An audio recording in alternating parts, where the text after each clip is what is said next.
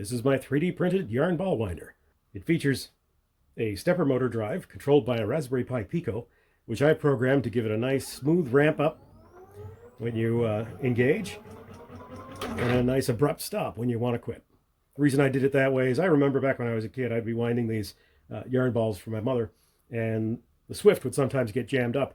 And if you didn't stop this really quick, the yarn got tangled and everything. It could make a mess. So that may not be necessary here, but that's something that could be programmed out if it turns out that you want a nice smooth ramp down as well. Easily done. This dovetail box was made partly with the joints I was cutting in the last video with the jigsaw. Although this part that I was part of that first joint that I cut with the jigsaw had to get remade. The eagle-eyed among you may notice I did something a little bit stupid, and the pins are facing opposite directions. So please leave a comment down below if you've done the same. It'll make me feel better. So this is manufactured. It uses, like I said, a stepper motor, a Raspberry Pi Pico, a relatively inexpensive stepper drive. The all of the motions are on bearings, 608 skateboard bearings. Cheap ones, they're using fidget spinners and everything else as well. And it uses I use stainless steel 8mm shafts for the rest because that fits the bearings perfectly. The counterweight was just something I had on hand, and that isn't even necessary, but any old weight would do. The other parts it requires are just all M3 fasteners. I didn't use anything else, so it's all very consistent.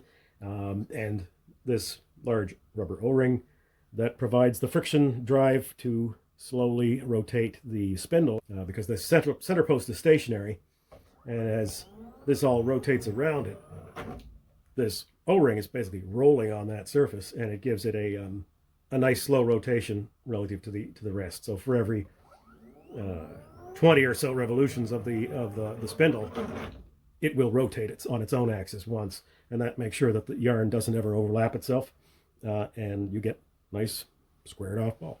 The idea of a box, the reason I've housed it in a box, is I wanted it to be able to pack away nicely so that you could put the power adapter and all the other accoutrements, and it would be easy to store. It's minus 15 degrees in my shop today. That's why you got to enjoy the ambiance of my laundry room. I don't yet have any of these models up on Thingiverse or Printables, so if anybody's interested, drop a note down in the comments, and I'll make sure to finish this off. There's a couple of small finishing detail parts that I would make if I was going to put it as a public model, such as the mount that I have at the bottom there was just a print that didn't quite fit around the housing of the motor, but it was still a perfectly adequate thing that could clamp to the shaft and I could screw to the box. So I just reused the scrap.